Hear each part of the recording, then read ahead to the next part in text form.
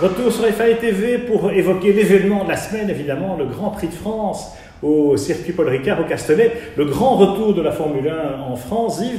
Alors au Canada, on a eu Sébastien Vettel qui l'a emporté pour Ferrari et qui du coup reprend la tête au classement du championnat du monde, un petit point devant Lewis Hamilton, mais enfin on est au tiers de la saison et voilà, force est de reconnaître que Vettel a retrouvé de nouveau un bel élan avec une 50e victoire tout de même.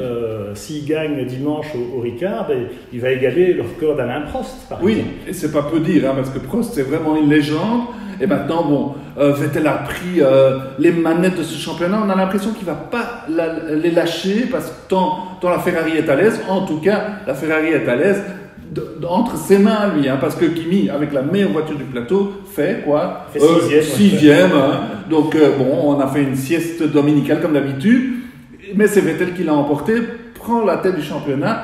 Et chez Mercedes, on commence à sentir un peu le soufre parce que ce championnat semble leur échapper, Pierre. Alors moi je vais mettre un bémol, parce que je pense que sur les 3 prochains Grands Prix, déjà, on va peut-être voir une toute autre physionomie, puisque au Ricard et à Silverstone, pas en Autriche, mais au Ricard et à Silverstone, on aura de nouveau les pneumatiques Pirelli avec cette couche de gomme beaucoup plus mince, qui avait tellement bien réussi au Mercedes la dernière fois.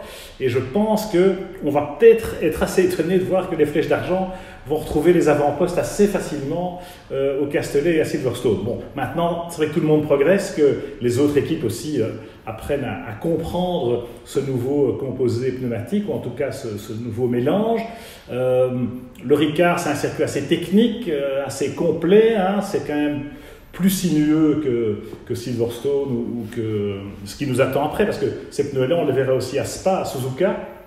J'ai l'impression qu'entre Ferrari et Mercedes, il y aura des circuits favorables à une voiture et d'autres favorables à l'autre, et que l'un dans l'autre, ça pourrait s'équilibrer. Nous, tout ce qu'on demande, c'est qu'on ait un match jusqu'au bout, idéalement avec un troisième larron qui vienne pointer le bout de son taureau, de ses cornes.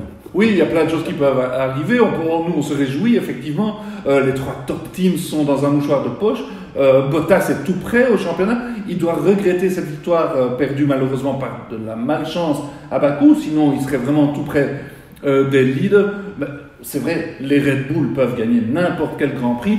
Tant elle est bonne, cette Red Bull, à moteur Renault, on l'oublie, parce que les autres sont à un tour à chaque coup. Donc on a les 3 top teams et les autres, le gouffre est immense, mais il y a de la bagarre à 2 échelons, et ça c'est pas mal. C'est vrai. Maintenant, Red Bull, ils ont un peu de mal à être dans le coup, dans la mesure où en qualif, ils sont encore loin en qualif. Et se placer en première ligne, c'est quand même pas gagné encore. Ça dépend un peu de Renault, ça dépend un peu d'eux. Sur certains circuits, c'est pas exclu, mais peut-être pas au Paul Ricard ce week-end. Mais bon, c'est vrai que les Red Bull ont le potentiel. Maintenant, ils ont déjà accumulé quand même pas mal de points de retard. Et dans les 2 camps, je pense que Bottas va quand même devoir servir de numéro 2 à Lewis Hamilton, qu'on le veuille ou non, surtout s'il veut prolonger son contrat pour 2019. Or, ça se discute maintenant et durant la période estivale, ça devrait être rapidement réglé. Oui, il sera un très bon soldat. Bottas, il va effectivement jouer le deuxième pilote. C'est Hamilton qui doit s'imposer et on va le signer parce que c'est logique et parce qu'il ne démérite pas. Maintenant, le Ricard, c'est génial. On revient en Provence, bien, et on a une Formule 1 vraiment très très francophone.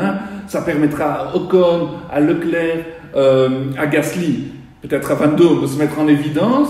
Mais en tout cas, les tricolores, bon, ça va être génial pour tout le monde. Et qui sait, à Grosjean d'ouvrir son compteur, parce qu'il a toujours pas marqué le moindre point, Romain. Mais c'est vrai qu'on parle d'Esteban Ocon.